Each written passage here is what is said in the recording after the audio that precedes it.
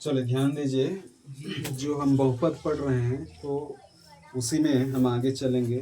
तो page number जो 2 है उसमें सबसे टॉप में ऊपर में देखिए, है ना, करके देखें करके आपको वहाँ पर 3 क्वेश्चन अंदर में दे दिए हैं। उन तीनों को हमें देखना है।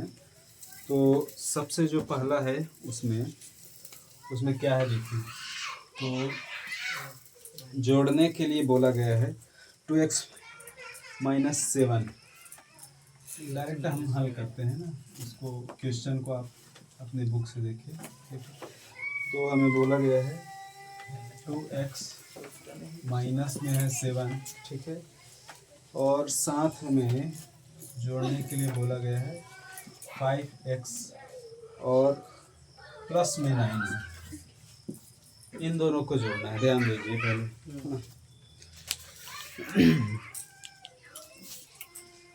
तो इसके लिए तो मैंने आपको जस्ट पहले बताया भी था कि सबसे पहले इनको कोष्टक से बाहर निकालेंगे। तो दोनों को निकाल देंगे कोष्टक से बाहर, और कोष्टक के बाहर में यदि प्लस है तब तो जैसे हो वैसे निकल जाएगा। लेकिन यदि इस कोष्टक के बाहर में सामने में ऋण रहता है तो क्या होता है, वो तो मैंने अभी आपको पिछले उदाहरण में आपको दिखाया था।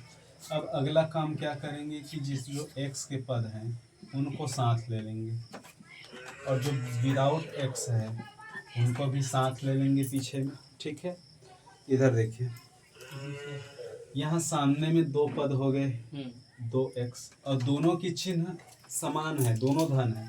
तो जब दोनों सेम चिन्ह के साथ होते हैं, समान चिन्ह, तो ये जुड़ जाते हैं, तो ये दोनों जुड़कर हो जाएंगे 7x। और ये पीछे में देखिए 7 और 9, इसके बारे में भी मैंने आपको बताया कि दोनों चिन्ह समान रहे, चाहे ऋण ही क्यों ना रहे, तो जोड़ देंगे, ठीक है। तो ये भी जुड़े होंगे, ठीक है। 16, तो ये हो जाएंगे -16, ठीक है। एक बात और, जो यहाँ पर कई बच्चे कंफ्यूज हो जाते हैं कि ऋण ऋण का धन हो जाता है, ऐसे बच्चों को कंफ्यूजन होती है। अरे भाई, वो तो गुणा में होता है ना, इस चीज़ को ध्यान रखना होता है कि ऋण ऋण का क्या होता है, धन, गुणा में। लेकिन जब आप यहाँ पर जोड़ रहे होते हैं तो ऋण ऋण का ऋण ही होता है, ठीक है। अच्छा, आप यहाँ पर देखिए, जोड़ रहे हैं कि गुणा कर रहे हैं? जोड़ रहे हैं तभी 16 होगा ना, वरना गुणा कर रहे होते तो 9 सत्ते कुछ और आता। फिर एक तरफ आप 16 लिखे हो और ऋण ऋण का फिर धन लगाओगे तो कैसे चलेगा? तो अपने कन्फ्यूजन को यहाँ समाप्त कर लो, है ना। ऋण ऋण का ऋण ही होता है जब जोड़ रहे होते हैं, तो ये इसका आंसर है, ठीक है। ऐसे ही और भी क्वेश्चन है उसी में, कि एक क्वेश्चन है आपका घटाने के लिए दिया है, उसको करते हैं। तो इसका भी मैं डायरेक्ट हल ही लेता हूँ।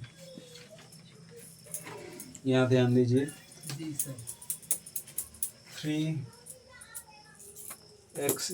+ 2x और माइनस में है 3। ओके, ये हो गए एक पद। साथ में एक और पद है वहाँ पर। सेकेंड प्रश्न में घटाने के लिए बोला है, तो जब दूसरा कोष्टक लगाएंगे तो हमें बीच में ऋण लेना होगा, ठीक है ना। घटाने के लिए बोला गया है, तो हो जाएगा x² + 3x है और -4 है, ये दूसरा पद है उसी में। तो इसमें उस पद को घटाना है, ऐसा क्लियर बोला है। तो करना क्या होता है देखिए, सबसे पहले तो कोष्टक से बाहर निकालिए, 3x² हो जाएगा प्लस 2x हो गया, फिर ऋण 3 हो गया, है ना, -3। अब अगले कोष्टक को तोड़ेंगे, मतलब बाहर निकालेंगे उसको, तो सामने में ऋण होने की वजह से आपको चिन्ह को ध्यान रखना होगा, सभी में चिन्ह बदलेंगे। x² हो गया, ये भी ऋण हो जाएगा 3x, और ये जो है 4 जो है वो धन में आ जाएगा, ये इस तरह से।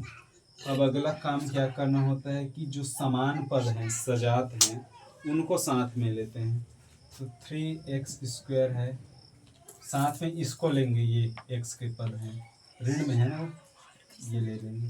देखिए स्क्वायर वाले दोनों साथ में आ गए।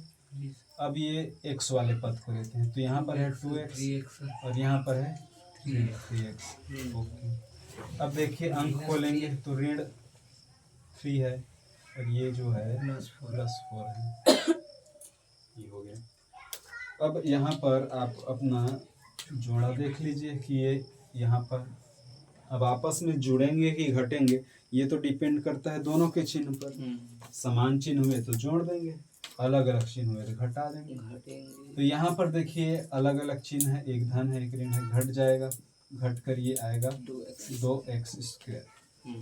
ठीक है, घटते हैं तो घात का चिन्ह नहीं बदलता, ये मैंने पहले ही बताया है। जोड़ते घटते टाइम घात का चिन्ह नहीं बदलता। यहाँ पर भी इसी तरह से होगा कि 2x में 3x जा रहा है तो x बचेगा ऋण में, क्योंकि मैंने अभी बताया था आपको कि घटते वक्त जो आंसर आता है उसमें जो बड़ा अंक है उसी का चिन्ह साथ में आता है। तो 3x में ऋण है तो ये आपका ऋण में आया। यहाँ पर भी देखिए ये भी घटेगा तो 1 आएगा, वो 1 आपका धन 1 होगा, क्योंकि 4 जो है बड़ा जो है वो आपका धन है। तो इस तरह से इसमें आपको आंसर मिल जाएगा। ठीक है, क्या हुआ, ज़्यादा बात नहीं करो। ये हो गया दोनों क्वेश्चन।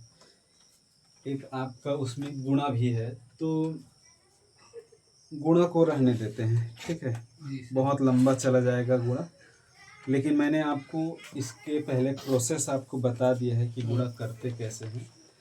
पहले कोष्ठक में जो जो भी है उसको दूसरे कोष्ठक के बाहर में रखिए और अंदर में गुणा करिए, आपका आंसर आ जाएगा। तो ये जो करके देखें में तीसरा प्रश्न वो बहुत लंबा जाता है और उसके एग्ज़ाम में आने के चांसेस नहीं है, इसीलिए बहुत लंबा कठिन हो जाता है। वो बनाएंगे तो इजी है, मैं तो बना कर आपको दिखा सकता हूँ, लेकिन रहने ही दो उसको फिर भी।